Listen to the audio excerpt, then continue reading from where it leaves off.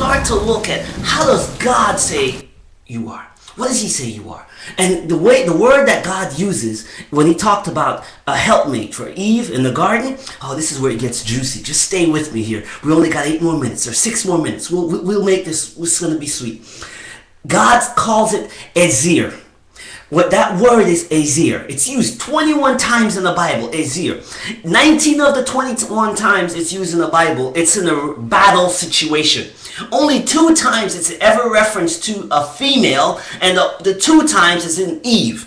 And so what I want you to see is, I am going to challenge you to see the complete definition of Ezer through God's eyes. Right? And so Psalms 33:20, it says, our soul waits for the Lord. He's our Ezer and our shield. So let's walk through this together. This is going to get so sweet. So here we are. In Genesis 2:18, right? And Genesis 2:20, we see where in both cases, God talks about Ezer and they're referencing Eve. If you want to understand what Ezer means, then you need to look at every other time it's used. Right? And so here we have in Exodus 18:4, and the name of the other was Eliezer, for the God of my father said he was mine Ezer and delivered me from the sword of Pharaoh. Deuteronomy 33:29, happy are you, O Israel, who is like unto thee, O people saved by the Lord, the shield of thy Ezer, and who is the sword of thy excellence. Now we have it when you look at Psalms 22. May he send you Ezer from his sanctuary and strengthen you from Zion. Psalms 33:20. We put our hope in the Lord. He's our Ezer and our shield. Psalms 115:9. O Israel, trust thou in the Lord. He is their Ezer and their shield. Psalms 121:1. I will lift up my eyes to the hills, from whence comes what? My Ezer is thy Ezer. What does this mean?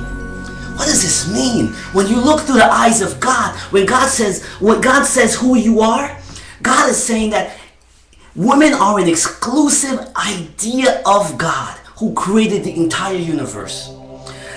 God designed women to be powerful enough to rescue a man from the difficulties of life.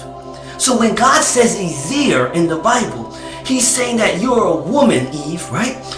Created to be equal but different than a man.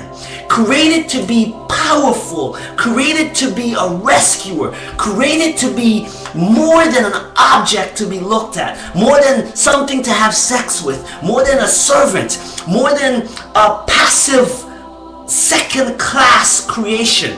God said, when he created Eve, there was something missing. What was missing? Was Ezer. What was Ezer? That sword, that shield, that rescuer. When a man was in trouble, God says, my answer to your trouble is I sent you a woman so powerful she can rescue you. So men, if your woman, right, is coming to you and she's giving her opinion about your situation, before you cast her aside and say, honey, you don't know anything about this. I've gone to school in this. I am a master of this. I need you to understand that if you have a woman in your life, that in God's eyes, that's your Ezer. And that Ezer is the person that God has put into your life to rescue you from trouble. So if you don't listen to her when she speaks to you, you're going to find that your rescuer will fail because you turn them away. And the trouble you need rescuing from will overcome you. So many business ventures have failed because men were too arrogant to recognize the woman God put in their life. So many ministries have failed because the men refused to submit to the counsel of the women in their life. Or worse, they didn't even talk to them about the situation. God created women to be powerful, to be amazing, to be Ezer. That's a God idea. If we would get this, everything would change.